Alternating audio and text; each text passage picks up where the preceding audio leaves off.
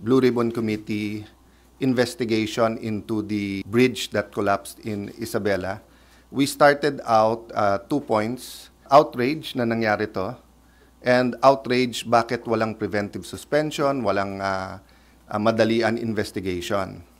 In the meantime, nag-imbestiga sila. They took our recommendation. So even before formal recommendation of the committee, yung ating recommendation ni Senator Joel Villanueva sa hearing na magbuo sila ng team, ginawa nila. So they will present that today.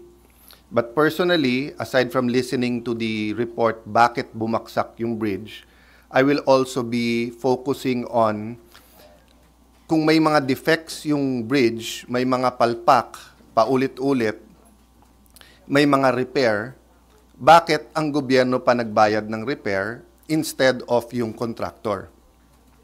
So parang initially lumalabas, palpak ang pagkagawa or design at kasalanan ng contractor at dapat gawin niya to, binayaran pa ng gobyerno, nag-alat pa ng pera, siya din ang nakakuha ng kontrata, kumita pa siya sa palpak niya. So, ito ay worse sa priniprito ka sa sariling mantika, di ba? Prinito ka sa sariling mantika, nagka-problema, dinimanda mo pa yung nagprito sa'yo, kumita ka pa ulit, di ba?